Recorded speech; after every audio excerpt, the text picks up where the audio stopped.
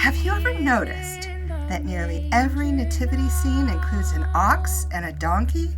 They're not part of the gospel story. So how did they become essential to the nativity? When we picture the nativity today, we think of Mary, Joseph, angels, maybe shepherds or wise men, but the earliest depictions of the nativity don't even include Mary. The catacombs have the oldest images of Mary and the infant Christ, but these aren't nativity scenes. They depict Mary enthroned, or the Annunciation. When the nativity does appear unmistakably, the first central figures are the ox and the donkey, as we see on 4th century sarcophagi. The theme is often repeated. On some, a single shepherd stands nearby, but Mary and Joseph are nowhere to be found. Some introduce a figure that could be Mary, but the first nativity scenes focused not on the Holy Family, but on these two animals. The Gospel accounts never mention which animals were present in the manger. So why did the early church highlight the ox and the donkey?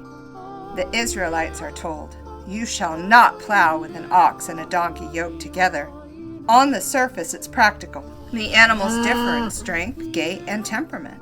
But for Jewish interpreters and later Christians, this became a symbol. Jews must not be yoked with the Gentiles and must remain distinct and separated. They moved differently, they lived differently, they worshiped differently. So there's a quiet beauty in seeing the ox and the donkey together, united in perfect peace at the manger of Christ.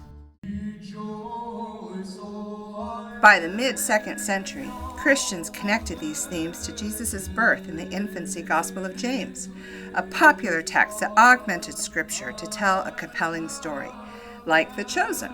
On her way to Bethlehem with Joseph, Mary had a vision of one person weeping and another rejoicing. Early Christians understood this as Jews and Gentiles, each responding differently to Jesus as the Messiah. From this reading, the ox and the donkey were introduced into the Nativity as symbolic stand-ins for these two groups, pointing to the people Christ came to redeem. Incidentally, the image of Mary riding a donkey to Bethlehem appears for the first time in this story. In the 3rd century, Origen of Alexandria explained, the clean, kosher sacrificial ox represented the Jewish people who followed God's laws, and the wild, stubborn, non-kosher donkey followed his own will and symbolized non-Jews.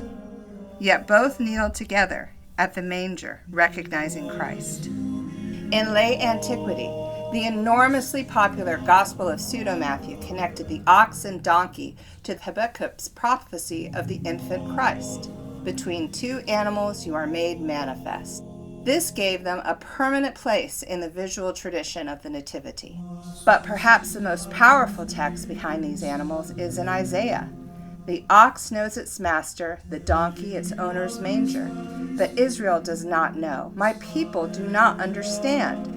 Before shepherds, before magi, before any human recognized him, the animals knew. The ox and the donkey are symbols of recognition, faith, and humility. Creatures who understood even when people failed to see.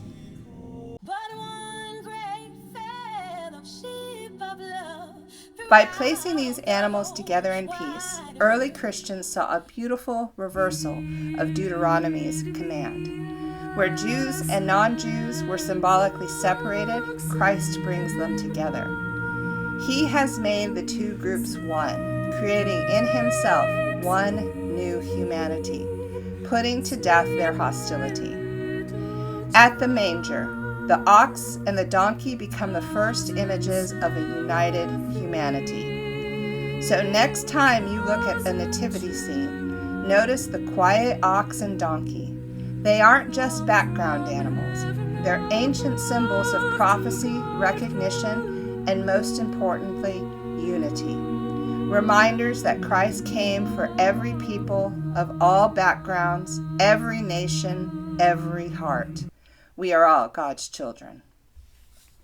If you've enjoyed this deep dive into Christian art and symbolism, subscribe for more.